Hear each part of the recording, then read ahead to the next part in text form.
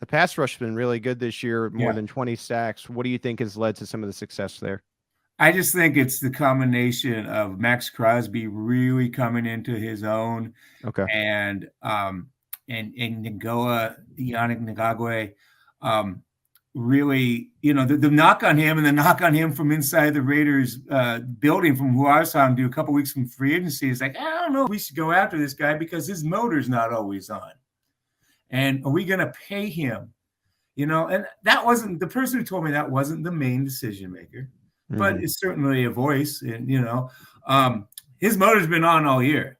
And the Right. thing that was really shrewd of the Raiders when they signed him, and this is a guy on his, fourth team in less than 2 years. Yeah. That's kind of a warning sign, is that they gave him a 2-year deal, 13 million, 26 and a half, I think it was, for 2 years. Nice, solid money, but they're also allowing him to go to free agency at 28. So they're still motivating him. He has to keep his motor on. And I haven't seen, this is the first year I'm closely watching it. I haven't seen a guy who looks uninterested. He looks totally all in on the Raiders, Mm-hmm. and it's helping. And I think a really interesting thing about Max Crosby, I think I saw a stat last year where he played almost every snap, more than almost any defensive end, and it wore on him. It really wore on him. He had 2 major surgeries, one on his shoulder, I think one on the leg, right after the year. And he just wasn't that effective at the end of last year. But this year, Gus Bradley, the defensive coordinator, he's starting to limit his snaps.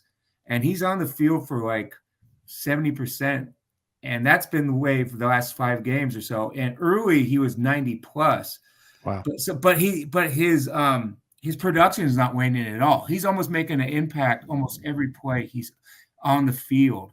And Carl Nassib is having a nice season as a rotational guy, and that helps. Cleveland Farrell not doing much, but they're still deeper than they were. And I think it's the combination of Max being fresh and Yannick being motivated, and they're really one of the best consistent pass rushing teams in the league, and that's a complete difference from last year.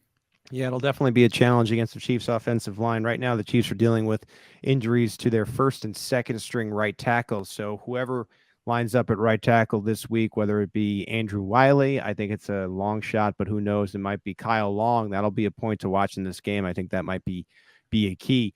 Talking with Bill Williamson of Silver and Black Pride. A couple more questions, Bill. As far as lesser known names, could you provide one on defense and one on offense that maybe Chiefs fans or the casual fan wouldn't know that could play a role in how this game turns out? Yeah. I think, I don't know about lesser known because who's to say lesser known, but I think Right. interesting, unexpected is Sure. Denzel Perryman, a linebacker.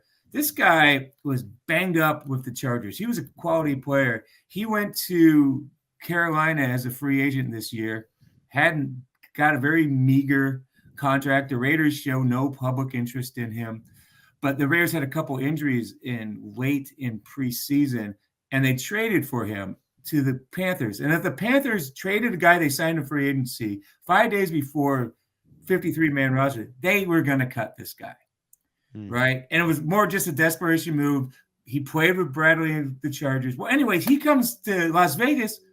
He's getting 10-plus tackles a game and not leaving the field.